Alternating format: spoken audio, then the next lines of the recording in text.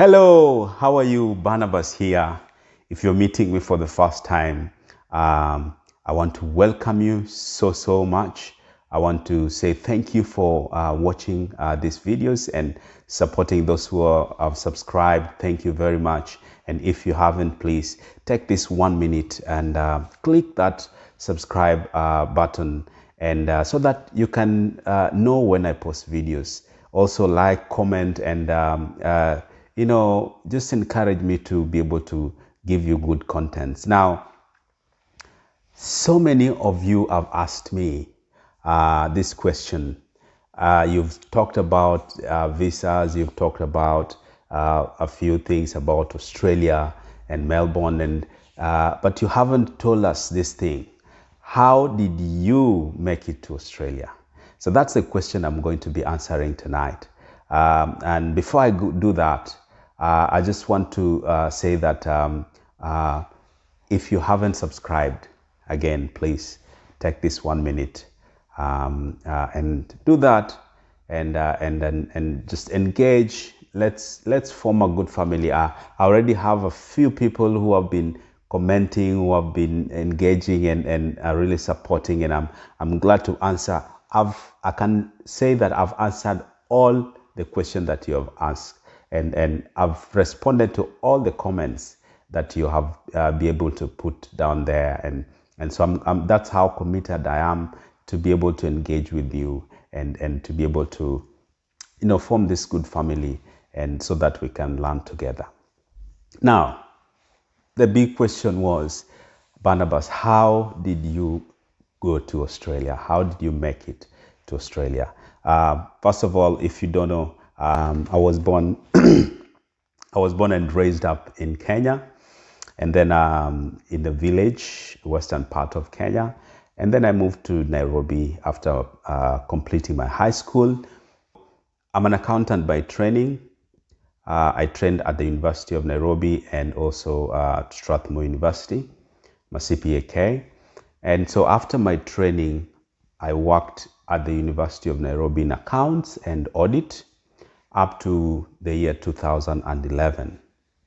Now, in the year 2011, I got an opportunity to leave the country and worked in an island called Seychelles. Seychelles is an island in the Indian Ocean, not too far away from Kenya.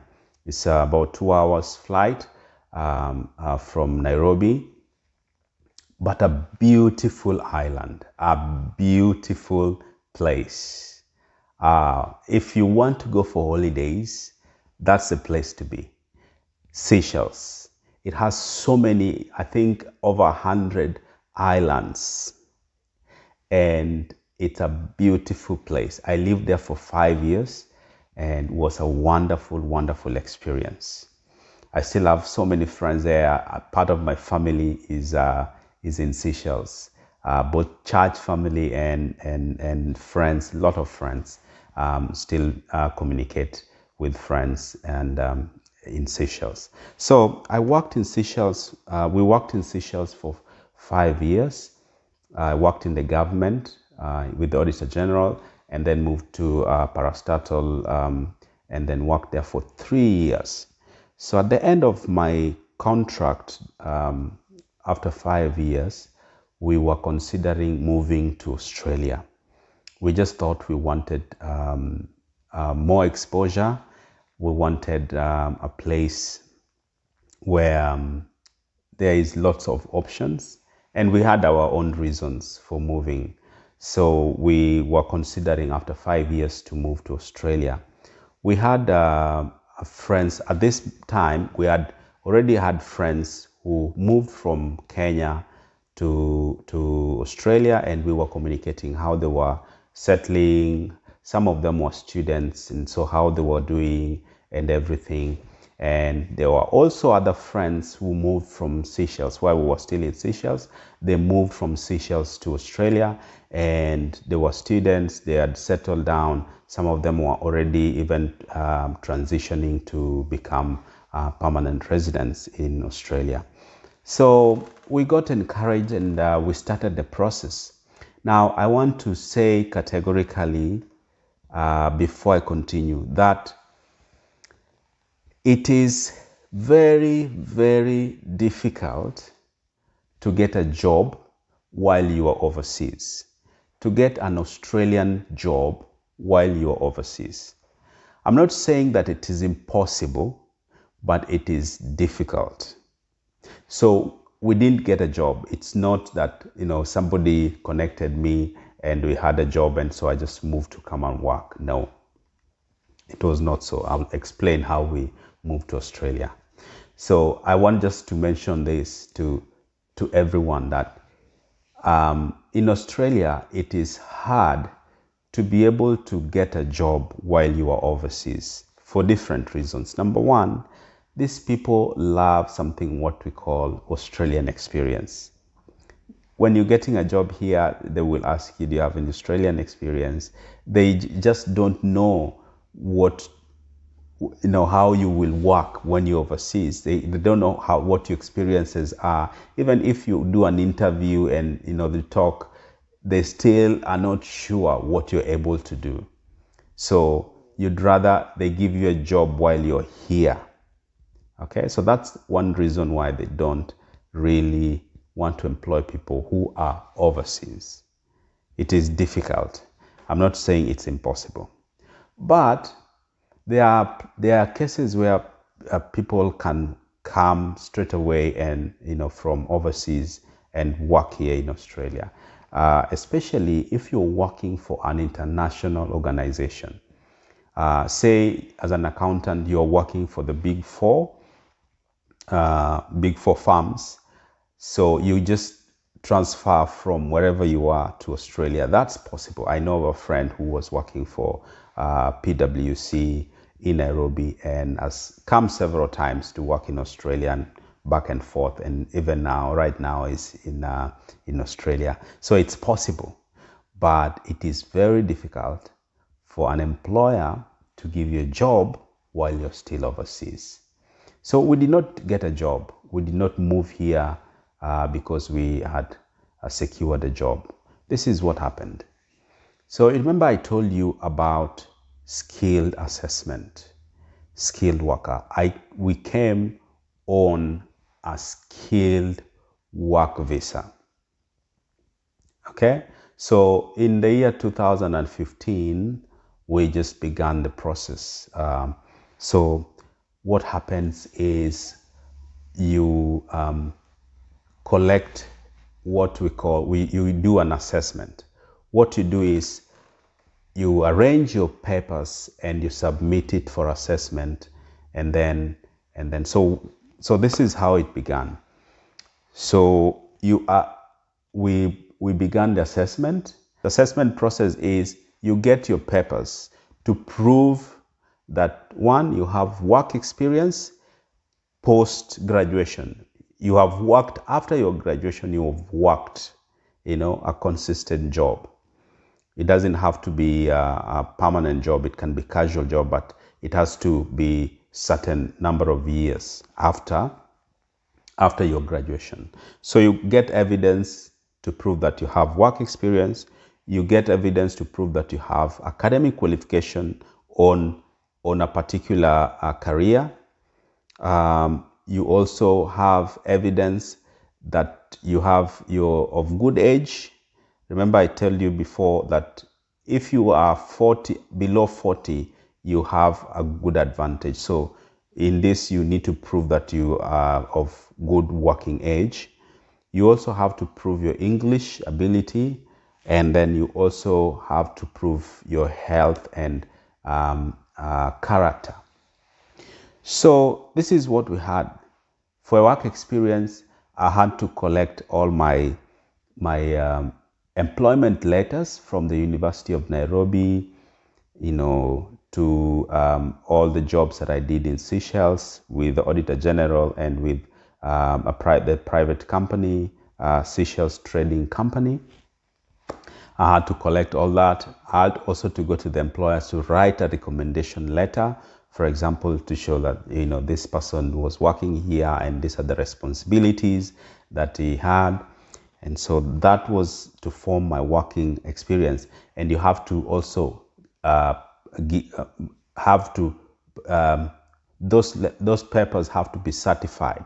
So they have to be certified by somebody who is authorized to certify, either a doctor, a police officer, a pastor, and so on. There's a list of people who are allowed to certify.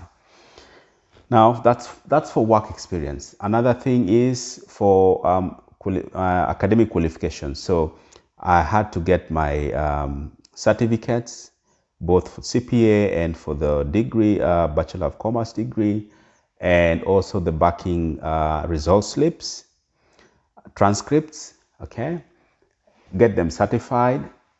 I also had to do an IELTS test. Now that's a story for another day, because it wasn't one go. I did it several times to be able to get the amount of the grade that they have. In English test, there is speaking test, there is writing test, there is listening test, and there is also what else? There are four, I think: reading, listening, writing, and speaking test. So you have, for accountants, we had to get a minimum of 7 in everything. That's a story for another day. So I had to get that as well. I also had to do a character test, so police check, both Seychelles and Nairobi, Kenya. I had to do police check and to get a certificate of good conduct. I also had to do a health test. So all my family members had to do that character test and everything. What else did I have to do? Okay, so all those papers, I had to put them together. Of course, my identifications, the passport, birth certificate, marriage certificate, ID, national ID, and so on, had to be certified and put together as well. And we send them to a body called CPA Australia for assessment. Now, I forgot to mention, the first step is to be able to go to the list of occupants that Australia are looking for. Okay, the list. Okay, you go and check if your qualification is there, if Australia needs to fill those vacancies. Okay, so accountants, auditors, plumbers, drivers, cooks, whatever, you go and check that list. If your qualification is there, that is a qualification that you have experience in and you have training in, then you continue. So I went there and checked. The first time I thought I would apply as an accountant, but I didn't have enough accounting experience. Remember, I worked as an accountant just shortly in Nairobi University and then moved to audit. So I worked in audit, partly in the University of Nairobi, and then I moved to Seychelles, where I worked in audit throughout for the 5 years. So I didn't have enough accounting experience. I had more audit experience. So when I submitted my papers to be assessed as an accountant, they came back and said, you don't have enough number of years in qualification as an accountant. So then I switched immediately. I checked, and they wanted auditors, both internal and external auditors. And I submitted my qualifications to be assessed by a body called Vet Assess, and I was assessed as an auditor. And it didn't take too long. They came back to us, and they sent an email saying, hey, you have qualified. You have this number of points, so you're qualified. You can be invited to apply for a visa.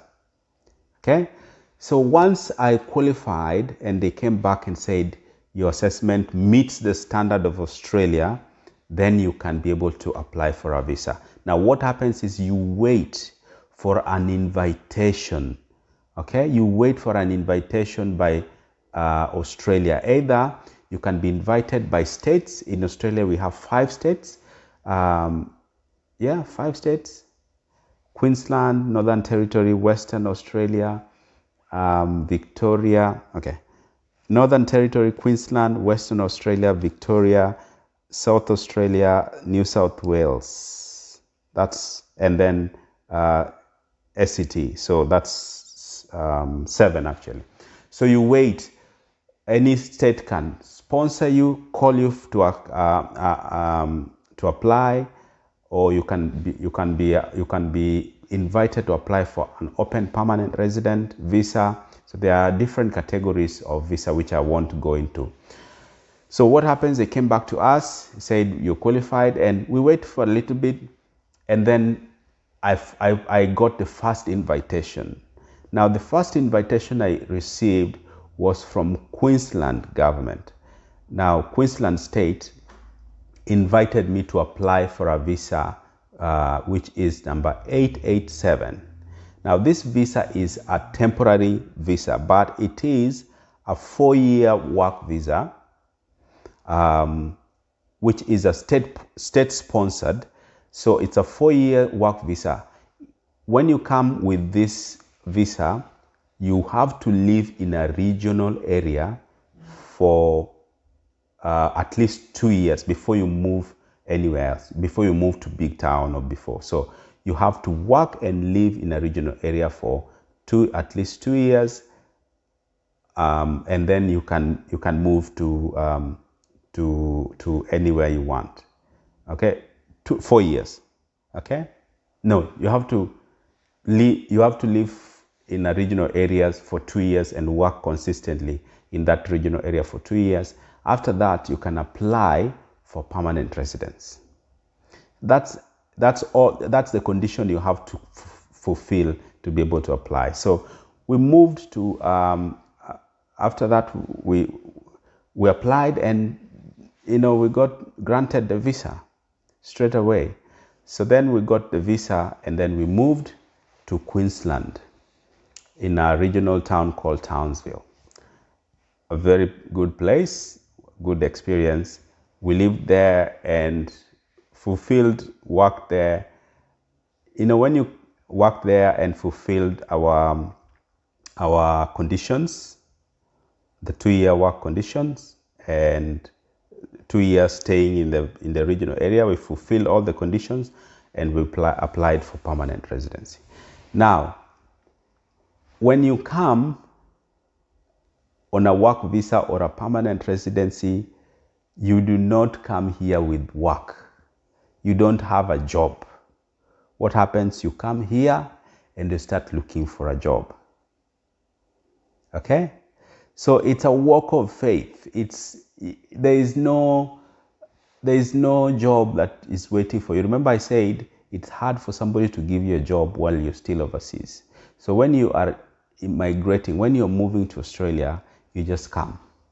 Whether you are a student or a permanent resident or now on a short-term work visa, you don't have a job. You just come and start looking for a job. But there is options. There's lots of work options. You don't have to, come straight away and be an accountant. You can do something else as you're still looking for an accounting job.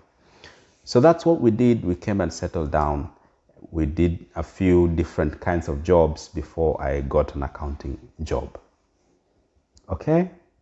So then after we lived in the regional area for a while, then we moved to, now we moved to Melbourne. Now we're in Melbourne, in Victoria. Remember we lived in Queensland, and then now we moved to Victoria, another state. So that's how I moved to Australia. That's how we moved with our family, entire family, to Australia. So just making it clear, one, I did not get a job straight from Seychelles to Australia. You don't get that. You just get a visa and come and start looking for a job. But jobs are there. It doesn't have to be an accounting or the profession you're trained to. You can begin anywhere and make your way and get an accounting job.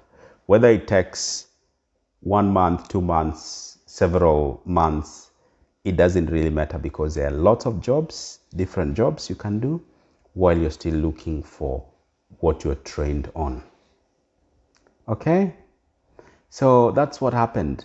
No jobs. You can't be given jobs while you're still outside the country. You need to get a visa come first, and then you get a job. It's hard.